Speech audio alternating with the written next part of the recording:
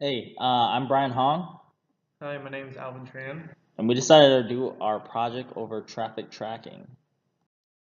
So I wanted to go a little bit about ourselves. I am currently a senior electrical engineer at OU. I graduate this week, and I plan on working for Tinker Air Force Base after I graduate. And I am Alvin Tran. So my education is also electrical engineer. I will be graduating this May 2018. I will be focusing in control system at a company called Electrical Distributive Manufacturer. So a little bit, we're gonna start off with our problem and our motivation. So as we learned in homework 5, we learned how to use the Harris corner detector to pinpoint all the corners or important points in certain images, and we compare them to another set of points in other images to create an overall compiled picture. This is quite useful when trying to compare images of the same object since it combines all the images into a more in-depth portrayal of the object. Well, this project kind of took a step forward and used the same sort of concept, but this time it's going to detect moving objects and analyze how many moving objects there are in the video instead of just a standstill.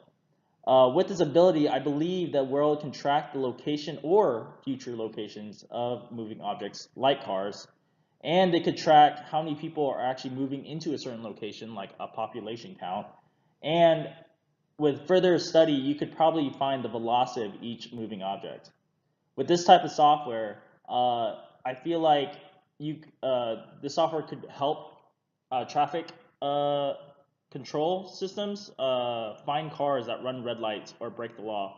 This is quite important in terms of keeping track of flowing traffic. So how we're going to approach this project is we are going to do how we're going to go into MATLAB program and we're going to try to detect moving objects, and using those moving objects we were going to try to count the number of the moving objects in each frame of the video. With this method we had to download the computer vision toolbox on MATLAB to get these libraries. Within that toolbox it has these library objects where you can stream data, and that way you can also reproduce algorithms and use the step method to produce the processed data and run the systems object. And that way you're able to connect these regions and create boundaries. That way you can count cars, indicate which moving objects is there, and figure out which one is non-motion and which one's motion. And for us to do where we can analyze this project, we decided to do a flow of traffic on a highway. So with a video we are using, it's going to be a lot of cars on a highway that's going to be moving. And to read this video, we're going to be using this code called vision.video file reader through the toolbox. Then using that video player, we will be able to display the video. Then using the is done method, that way you're able to render this video and know when it ends end at the video. Then using the step function to read that next frame of the video and display that. So to know the background, we have to use background subtraction, and using that, the background subtraction, what it does is it's going to use the input minus the background, and it will figure out your foreground image. So what that means is anything like road, sky, land, or anything that's not changing over time, it will be in like a black background, while anything that's in motion will be in a white version that's moving. So using an input and a background, you will have a foreground basically. So as far as trying to counting the cars, we're gonna try to see if we can create two video files, one to display the foreground and one to display the actual video. And using that foreground detector, you can use these Gaussian mixture models to detect the foreground where any objects moving, it would count it towards the car, and we will indicate the counting car on the top left. And of course, if you're going to do anything that's moving, you're going to have a lot of noise and just a lot of distractions. So for us to use image morphology, we're able to clean up these noises. And there's this function called I am open function. That way it can filter this element called dis and with a radius of 1. And the reason why we choose dis and a radius of 1 was because there was an app called Morph Tool on the MATLAB, and I was experimenting a bunch, and turns out that dis and using the radius of 1 was the best option for this project. But there's plenty of other filters that you can use through Morph Tool, and it is on the app on the MATLAB. And to understand the bounding boxes of our objects, we use blob analysis, and this way this computes the connected regions in the binary image. Then it filters that to where it can detect the foreground when less than 150 pixels. That way it will draw these bounding boxes around the detected cars, and that way it will indicate which one is moving and which one's not. So we used a lot of the same concepts we learned in the previous homeworks and the concepts we learned later in class. But using MATLAB, we were able to use its functions to its optimal ability to accomplish this goal. As we learned in class, you taught later about multiple object tracking. It was the first concept we really wanted to look into. We saw how the association algorithm was used and utilized, but we wanted to take a different approach to make it seem like a more optimal approach in our opinions, really. We used a different approach, like Alvin was going over each function, but I just wanted to sum up what he was saying. So we use functions like foreground detector to detect differences between moving objects in the background by performing background subtraction. We then use the function I'm open to perform morphology to clean up the photo and separate the actual objects from a few specks that were found from the background.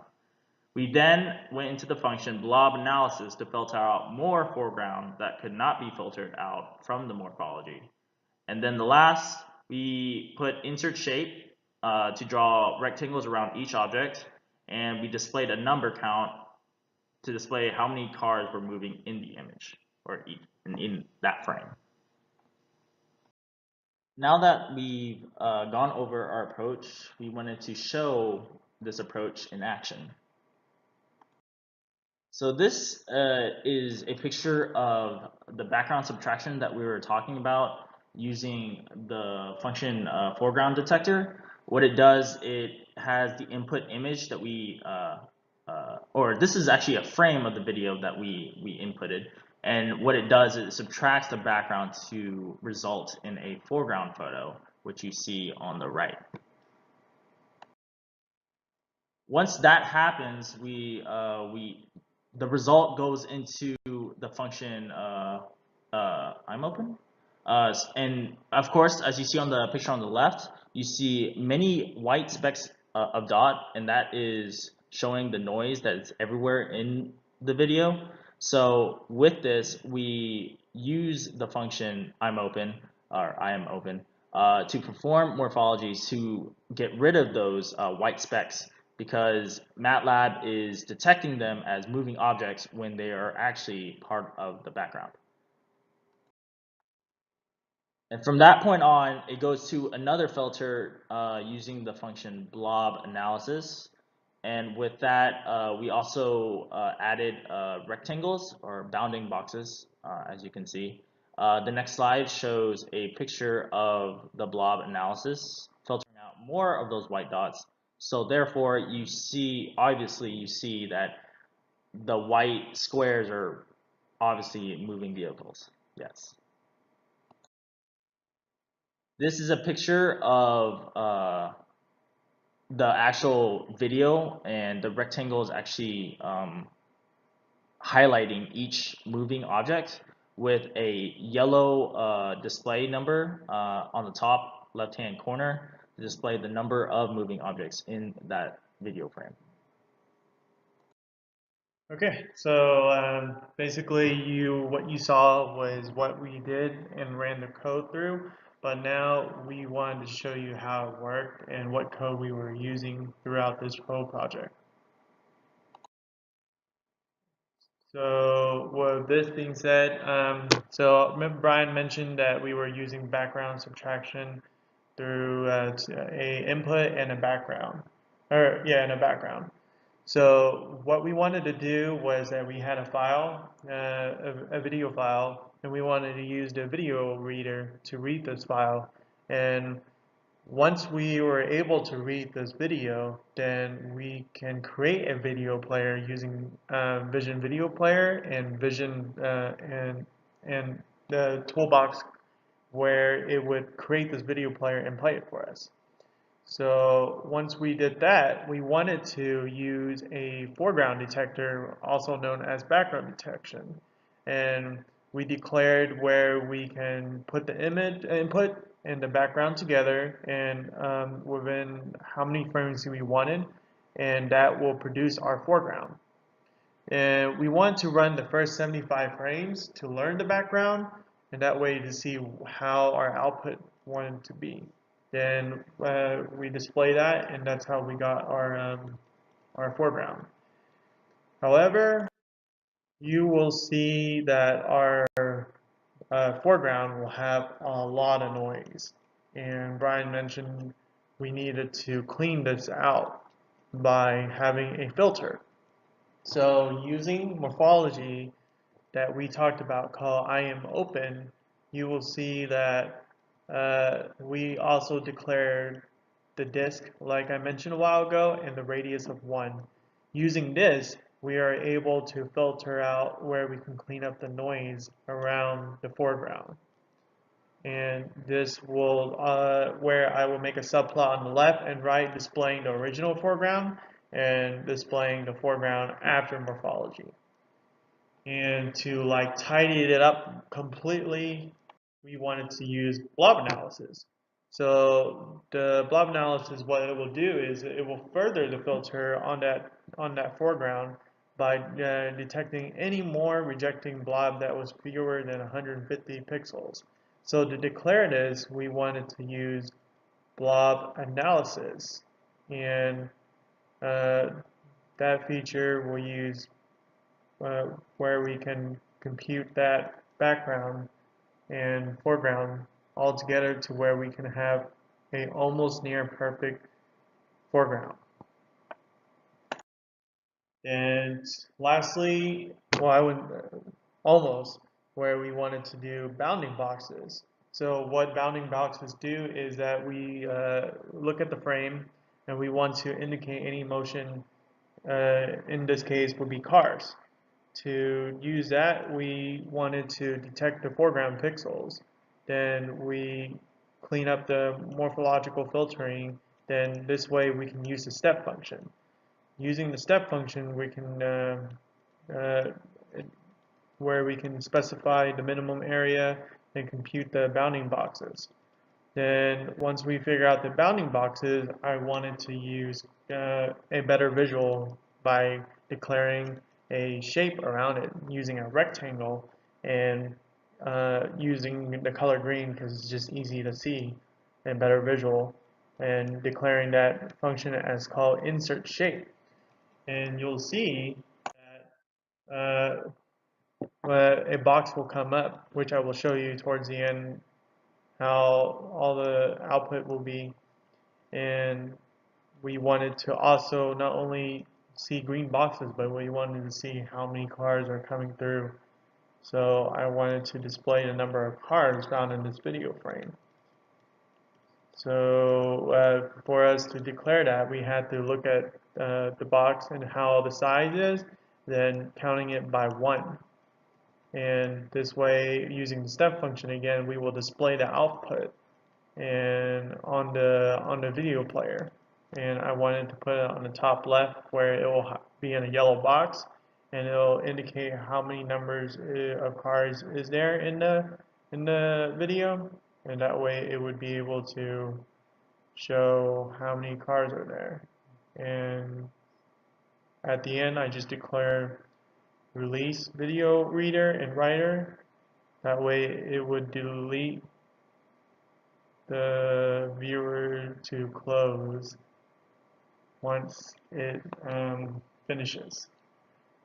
And on the next slide, so in conclusion, we wanted to show you just one finalized picture that has where it can indicate the cars with the bounding boxes and where it would show the counting numbers to demonstrate that this can really help the flow of traffic by indicating how many cars are there.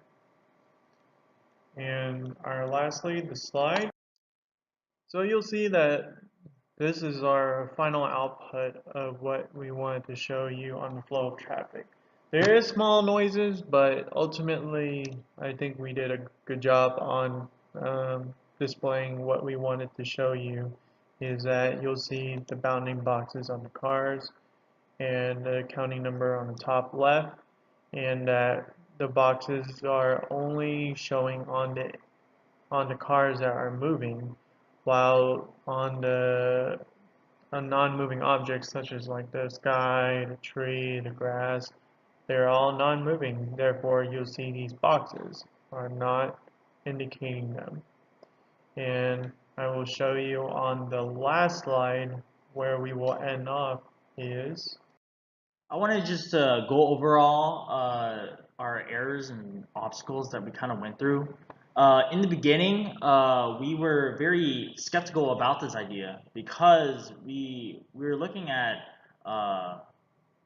the concept of multiple object tracking, which is a very great approach because it displays both the number of people in the object, like number of moving objects, and the speed of each object, which is very important in terms of tracking traffic.